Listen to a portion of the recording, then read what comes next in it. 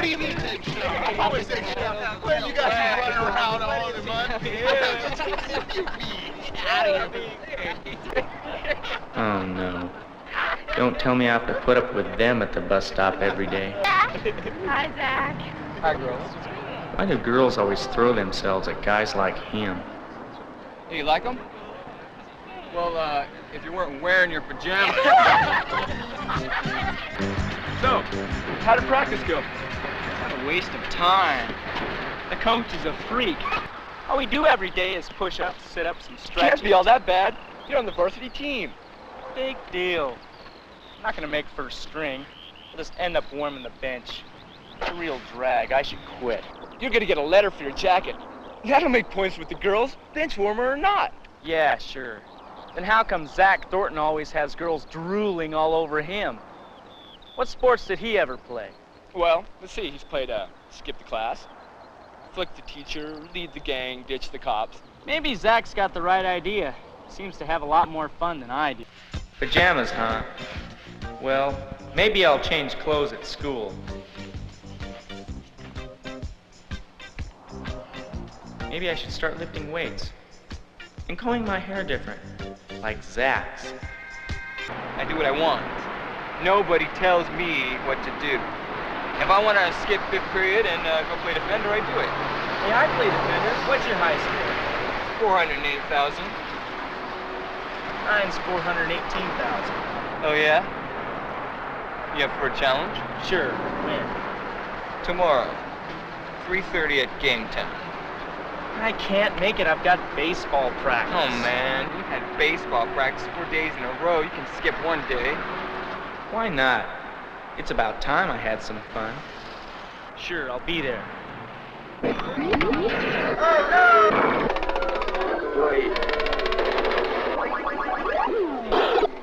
Fighter pilot. Can you find us, Daddy?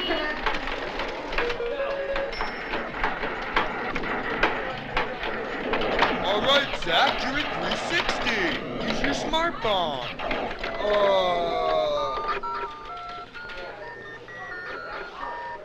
You're up.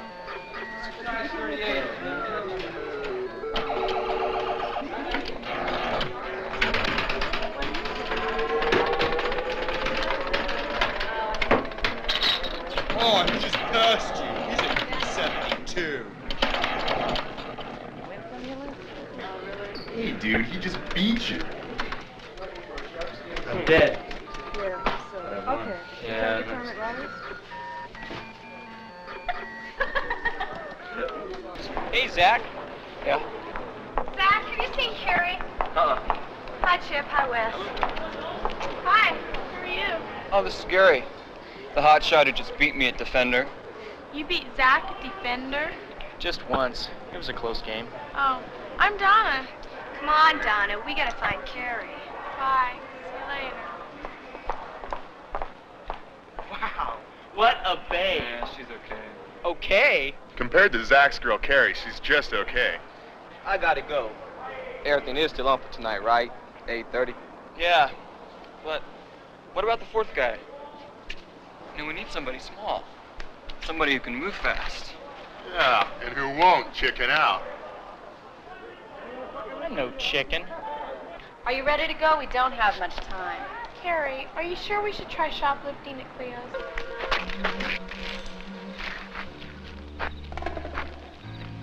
Chip, you wait here till Gary and I get over the fence. And there's no use you coming over until we see if there's anything worth taking. Now, Gary, the first thing you do is try to get in the foreman's office. And Wes, you're the lookout. Any sign of the cops, you whistle and we'll all run for it. Now, if everybody keeps their cool, nothing will go wrong, right? Right.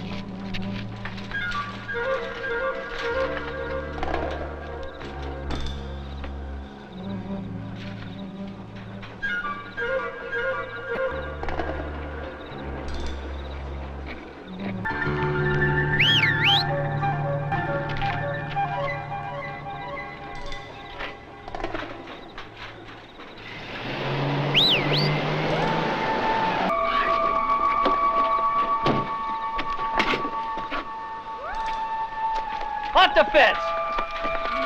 Come on over here.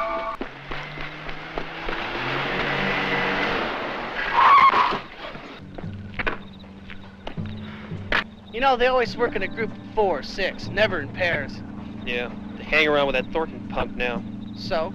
So, he's a chicken. We know he's behind a lot of trouble in this neighborhood. We can never nail him. Doesn't get his hands dirty. Just tells the other guys what to do. Probably split as soon as he saw us coming. Yeah.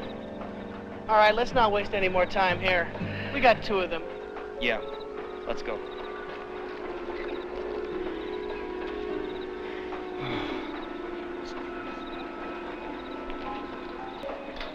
You okay, Zach? Lay off. Are you sure? I said lay off. They should have seen that cop car sooner. They deserve to get busted, and they almost got us busted, too. You know, Chip almost got arrested a couple weeks ago.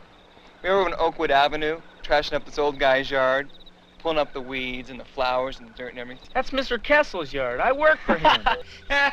So you did it. I sure did. I didn't think it was funny cleaning it up. Hey, lighten up, man. It was only a joke. I'm not staying here any longer. Hey, man. As long as we're here, look at all this stuff. There's gotta be something we can take. Well, maybe we can just wreck something, you know? So those stupid cops will know there was somebody here. You've got to be kidding. You think your luck's gonna last forever? Those cops aren't gonna come back now. Look, you can do whatever you want, Zach. But I'm leaving. I got better things to do with my time. Hey, what's the point of busting in this place if we don't do something? Yeah, I was asking myself that same thing. What was the point?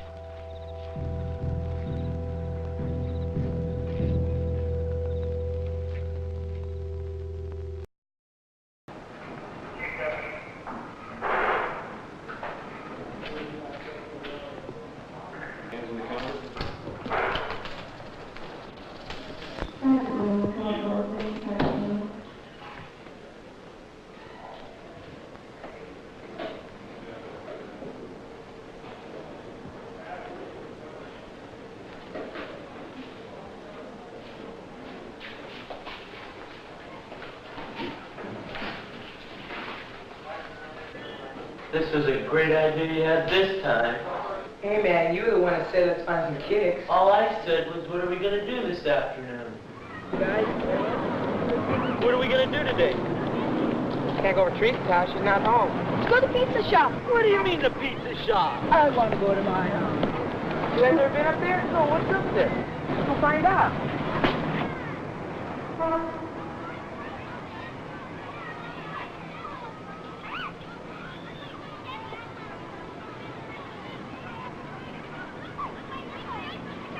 You guys, come on up! I figured you'll be an elephant. You work on the street and you... Oh, I didn't say nothing. I'm sorry, I didn't say nothing. Look how far it is. Take 1 step and boom! Bam! Stupid idiot. You pushed me, Billy. I mean it. Heck, if I'd have known all this was gonna happen, I wouldn't have let Greg come along. The parents are gonna blame me for this, and I hardly did anything. Come off it, you're in it all the way. You're the one that found the window.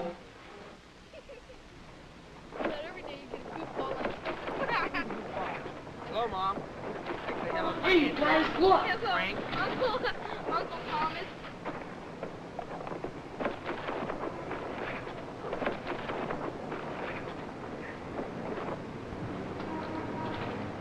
Man, it's the cafeteria. Old Mr. Johnson's swap shop. Go check it out. You stay here and let us know if anybody comes. Heck no!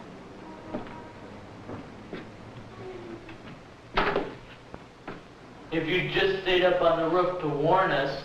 Lay off it, man. We're the ones that really blew it.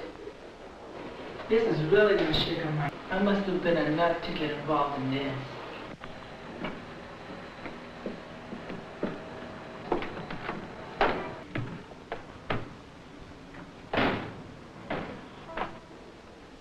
Man, you think you got problems? I'm gonna be kicked off the team for this. I didn't like school anyway. Besides, we'll be here for a long time. Remember Charlie Short? All he did was slash Mr. Brown's tires and he got 3 years in juvie. They'd probably call their parents by now. My dad's really gonna be shook. I wouldn't be surprised if they took Greg home and left me here. You know, if it's bad enough, they try you in court, even if you're underage. Man, we'd be better off in court. Because once you get into juvie, they just forget you until you're so old no one remembers.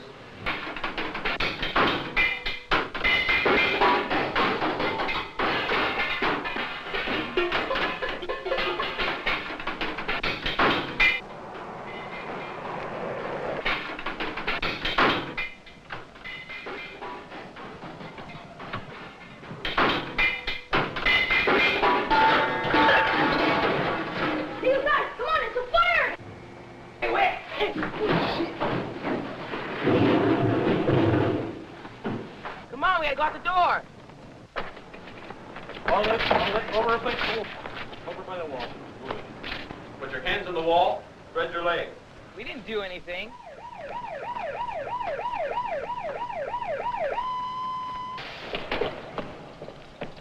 We didn't mean to do anything. Keep looking straight ahead.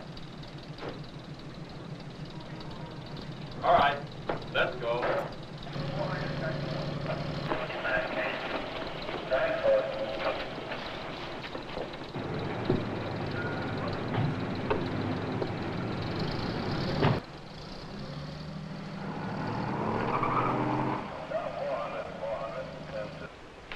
Hey, boys, come with me.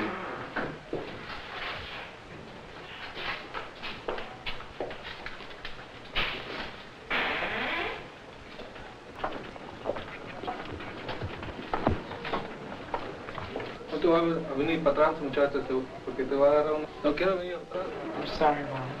You never listened to me. Now look what you've gotten yourself into. I said I was sorry. How could you do this? How could you get your little brother in this mess? Mrs. Garner, will you take your son and go with Sergeant Ramsey? And Mr. and Mrs. Bradley, will you bring your sons and come with me?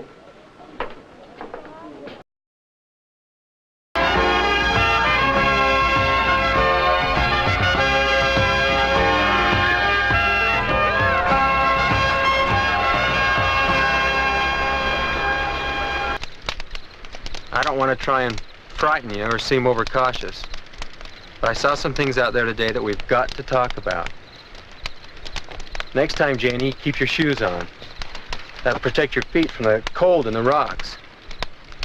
And life jackets must be worn at all times. No exceptions. A couple of you were showing off in the rapids today. We just can't have that. You know, if just one person fouls up, the whole boat can be in trouble. On the river, as in life, most people get into trouble because they either overestimate their own ability or they underestimate the forces pulling them into danger. Bishop, have you ever been in a boat that's flipped over? I have. Steve, has anybody drowned or got killed on this river? Yeah, once in a while things like that can happen. Hey, Steve, let's take those rapids over there. They're a lot better. No way, we'll never make it that way. You're just too chicken. Here, let me do it. All right, let's go. I know what I'm doing, don't worry. I don't like you coming up.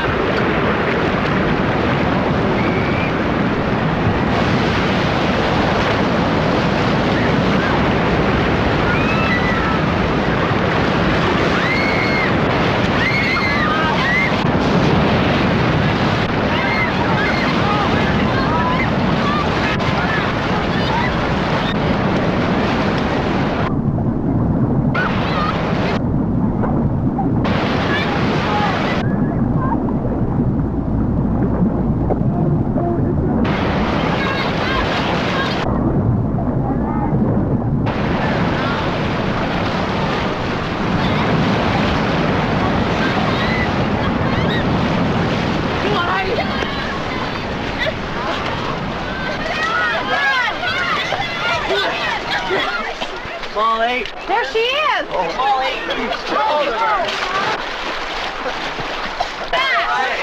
She okay? We gotta get her.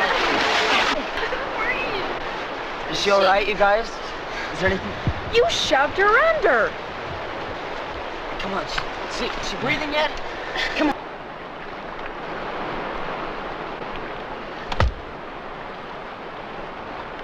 That day I realized there are things we do we can't undo.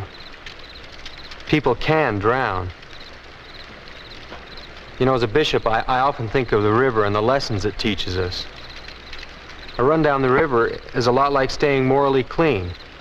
You have to obey the rules and follow good counsel to get through safely.